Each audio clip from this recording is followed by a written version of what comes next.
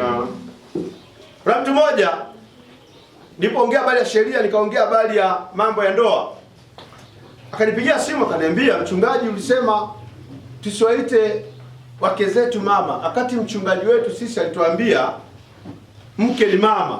Nikamwambia mke wako sio mama. Ndio. Sio mama yako. Amina. Mimi nakwambia sasa. Kwa hiyo mchungaji wako kama alikufundisha hivyo, mimi nasema hivi, mke wako sio mama. Mke wako ni mke wako, mama yako ni mama yako. Wewe tukasema mama yako ni mke wako, mke wako ni mama yako. Ndipo mnapoanza kupotezea hapo ndoa. Ndoa nyingi zinafifia hadi zinaharibika, ni kwa sababu ya kujifanya unajua sana mambo ya Mungu. Unajifanya na upendo zaidi. Haleluya. Wewe unamwita mke wako mama. Kwa hiyo unazaa na mama yako, watoto wako ni wajukuu. Hapana.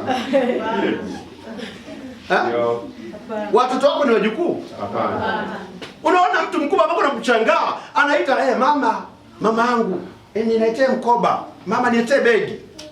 Unaangalia huyu ni mama yake huyu. Maandiko sijaona yanasema habari hiyo, kwamba ukioa mwanamke atakuwa mama yako mzazi. Hata akizeeka haitu mama yako, ni mke wako vile vile. Ndio. Kwa hiyo wewe unaoa mwanamke, unabadilisha kuwa mama yako. Mama yako anaenda wapi? Ndio. Hata kama una mama, mke wako sio mama. Acha kulewa upendo. Amen. Maana kuna mtu akipendwa, akitengenezea vitu vizuri vizuri, anaanza kujisahau, anaanza kuita mke wake mama. Sio mama wako huyo. Ndio. Huyo ni mke wako. Amina. Na kama mwanamke anamuita eti baba. Baba yako huyo. Unazaa na baba yako.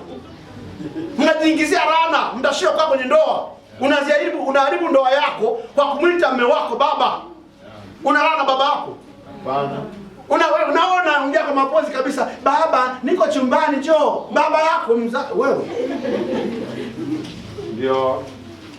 Haleluya. Amen. Kwa hiyo unaona una akili. Wakati maandiko yako nasema watu wataacha, utamwacha baba yako na mama yako. Utaenda kuwa nani? Kuwa mke na nani? Na mume. Hapo wewe unaenda kuolewa, umeingia kwenye ndoa, unaenda kumwambia ati mke wako mama. Na kitu kinachoweza kupoteza ndoa kikubwa cha kwanza ni hicho. Hicho kinafifisha uzuri wa ndoa. Maana wakati mnaoana siku ya kwanza, wewe ni mtu mke na mume. Tena kuna zaidi ya hapo. Mnaitana baby. Baby. Sasa baby akikosea unachukia nini? Si baby. Ndio. Kuna chukia nini wakati baby amekosea? Unapagawa. Haiwezekani. Ni baby. Kama ni baby, chukulia si baby jamaa. Mnaitana baby. Huyu baby na huyu baby. Mnakosana nini sasa baby kwa baby? Haleluya. Lakini kiwa mke wako mpenzi, ukikosana unaenda kwenye upendo, ulimpenda mke wako, ukamheshimu, akakutii. Lakini baby hajui kutii. Baby hajui. Ndio. Alafu baby hajui ndoa. Ndio. Haleluya. Baby anajua ndoa. Kwa hiyo wewe binti au wewe mwanamke, unapomwita mume wako baby na wewe unaitwa baby, mnapokosana najua kabisa anayekosea ni baby. Amina. Sio mume, sio mke. Ndio. Mnadimba nini? Baby kwa baby si mnadimba? Ndio. Ona sheria ilivyo imehalalisha vitu fulani, watu wanaona ni sawa. Kila mtu anasema mke wa mama, asemi mke. Leo tutamkuta mama pale nyumbani. Nenda mama atakupa hela pale. Anaagiza hapo, anamwagiza mshirika nenda kwa mama. Mama yake. Wewe mshirika ni nani yako? Bibi yako.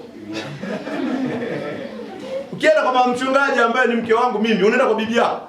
Mimi nikimwita mke wangu mama, wewe ni bibi. Unaona sheria inarahisisha mambo fulani, unaona kama ni sawa. Akati ndio ni sababu kubwa ya kuua ndoa nyingi. Na vitu vingine sio vya kuiga. Iga vitu vya maana. Yaani wewe ukiona mtu fulani ni mkubwa, amesema huyu mama, na wewe unaita mama. Naona labda watu wanapendana, anaita baby, na unaita baby. Huyu amechemka au sichemke, huyo ni mke wako. Amen. Ni mke wa ujana wako. Sio baby huyo, na sio mama yako huyo. Na ndio maana mandoa yanaharibika. Wewe mtu anazaa mtoto, huyo anaitwa mama. Akizaa mtoto wa kike, anachukua jina la mama yake mzazi, anampa mtoto wake wa kike. Upendo wote kwa katoto ka kike. Yaani huyu ni kama mama yangu. Wakati mara kwanza aliita mke wake nani? Kwa hiyo mama yake amezaa mama yake. Bibi yake. Ana sheria vile na mambo ya ajabu. Alafu unaona sawa. Yes, baby, baby. Wewe unadimba. Wewe unadimba. Ndio. Wewe unayeolewa hapa na wewe ndani ya ndoa hapa. Mume wako sio baba yako. Mke wako sio mama yako. Mke sio mama, mume sio baba. Huyo ni mume wako. Amen. Na hiyo nanoga. Amina. Hiyo nenda ita tu mume wangu, mke wangu, hiyo mpaka uzeeni. Raha sana. Mume wangu mpenzi. Amina. Nikupendaye. Amina. Kama andiko unatoa wapi? Haleluya. Unatoa wapi? Ndio baba. Hapo wewe mwenyewe unamwita mke wako mama, ukichukia tu kidogo, unasikia wanawake ni kama watoto. Wewe mwenyewe tena. Na kama mwanamke kakichukia, kanasema wanaume ni kama watoto. Wanarudi pale kwa baby. Ndio. Kwa hiyo mnadimba. Yesu. Wewe. Mwangalie jirani yako mwambie mama yako ni mama yako na mke wako ni mke wako. Mwanaume mwambie mwanamke. Mwambie mume wako sio baba yako.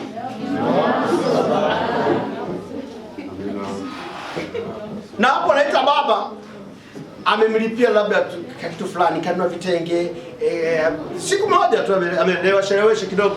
Baba, baba. Kwa sababu ya vitenge baba.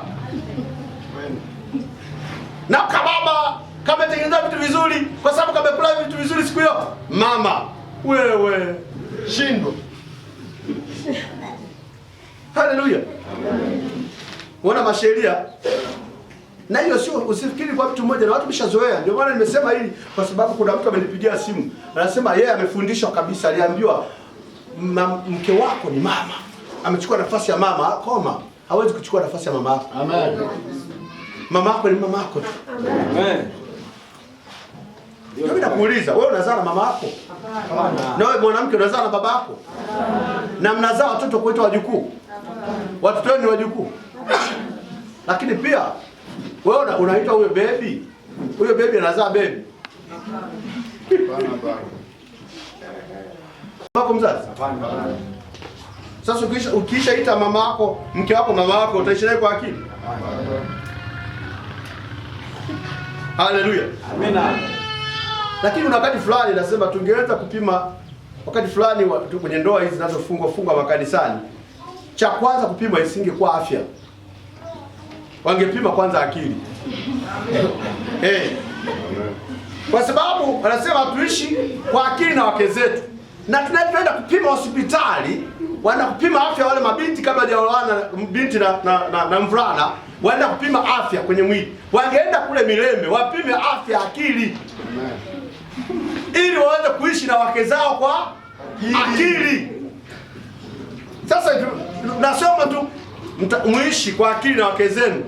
Umetoa wapi akili? Mlipima wapi kama na akili huyo aliyekuoa, aliyeoana? Na ndio maana mwita mama.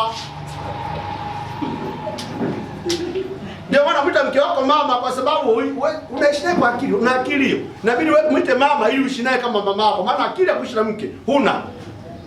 Ndio. Akili huna. Wewe amesema mwanaume aishi na mke wake kwa akili. Ndio. Ndio. Haleluya. Amen. Nasema hili kwa sababu inawezekana wengi sana wako hivyo na wengi wamepokea hicho kitu. Na kiitwa mama naye kama mwanamke anajisikia vizuri kwa kiitwa mama. Wewe unachukua nafasi ya mama, unaweza majukumu ya mama wewe unayaweza? Hawezi. Hawezi. Unajua alivyozaliwa wewe mtoto wa mwenzako? Yes wewe. Lakini kumpa jina mtoto wa kike, jina la mama yako mzazi, unakuja aenda mbali zaidi. Hujafikiria. Mwangalie mama yako anavyoishi kwanza. Ndio. Kwa sababu kuna roho inafuata jina. Sawa sawa. Mama yako ana maisha gani mpaka unampa jina mtoto wako jina la mama yako? Hapa kazi ndio baba.